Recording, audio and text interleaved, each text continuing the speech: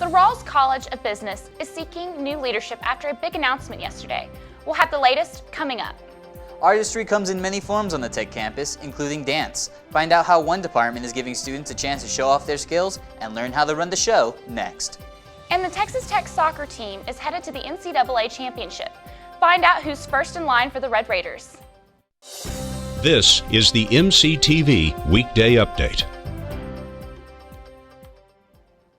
Welcome to the Wednesday edition of the MCTV Weekday Update. I'm Loren Page. And I'm Alex Contreras. Breaking news continues out of the Rawls College of Business today after a highly anticipated report results in the resignation of Dean Lance Nail. The shakeup comes after an announcement late yesterday afternoon by Provost Loren Page. Earlier this year, a committee was formed by tech administrators to look into a report of academic misconduct by Dean Nail.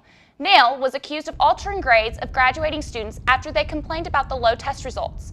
The course in question was taught by Professor Jay Conover, who reported the misconduct following the spring 2015 semester.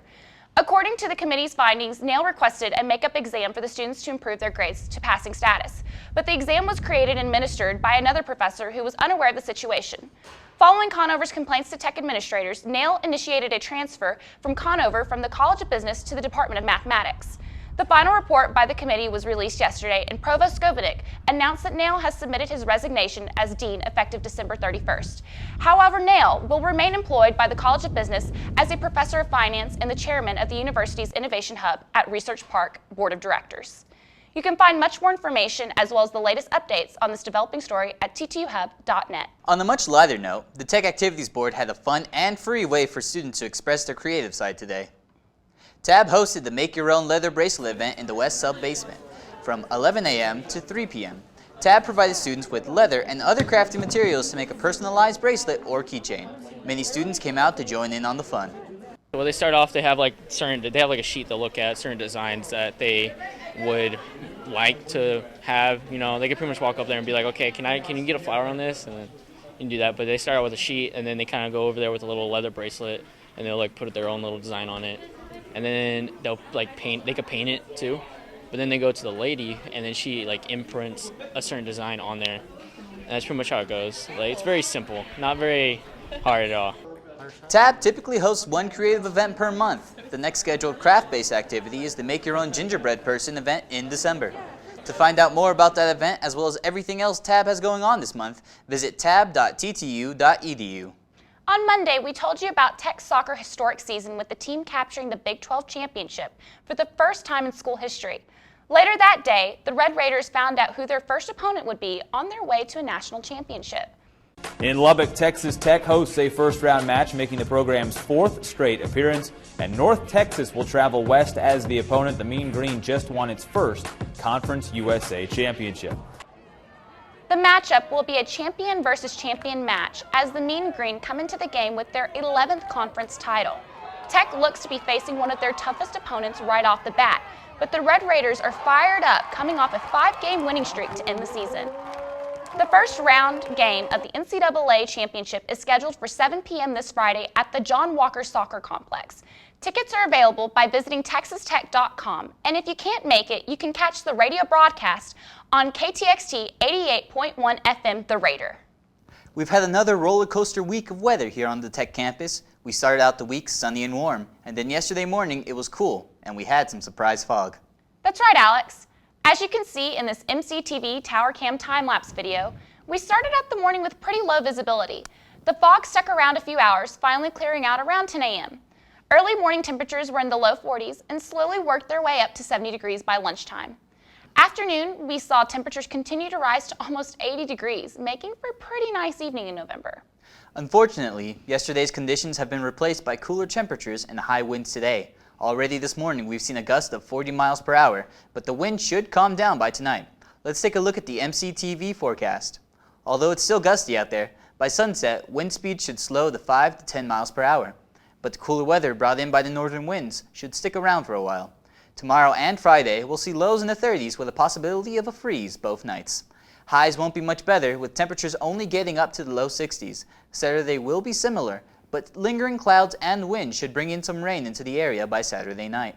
Then on Sunday, Saturday's rains should turn into morning thunderstorms. After the storms clear out, highs will climb into the upper 60s. Those warmer temperatures will continue into Monday, along with a slight chance of rain Monday night.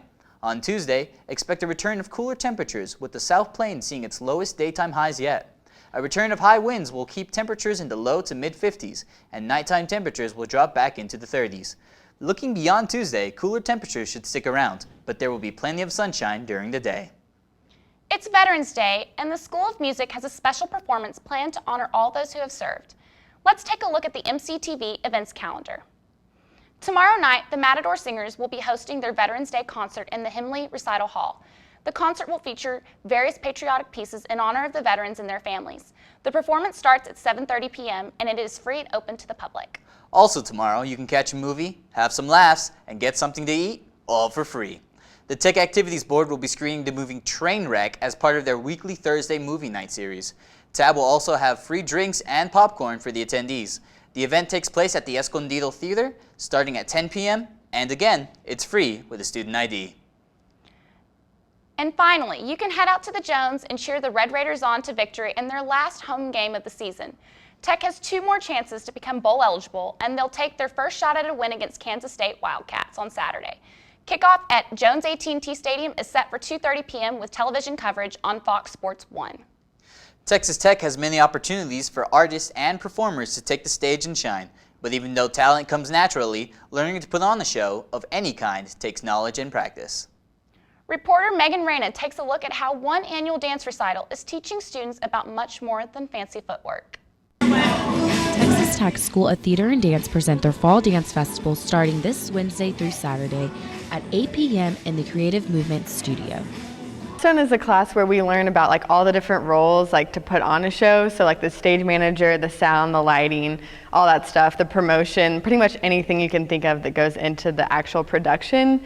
And then for DPA, it's all about choreographing our piece and having our rehearsals with our cast that we get to handpick, which is really cool. But both courses together get you really ready and you feel totally prepared to put on a show completely by yourselves. Part of Fall Dance Festival has been such an incredible experience. We started all the way back in September with auditions, and every week we've had rehearsals twice or more a week, every week, and it's just really cool to have the choreographers make their piece come to life, and this is what they've been working so hard for, so it's really great to make their vision come true.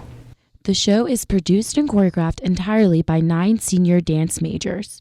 Different, but I feel like most of them have a really deep meaning that's special in each choreographer's heart, and but there's also some really fun pieces that the audience will really get into and enjoy.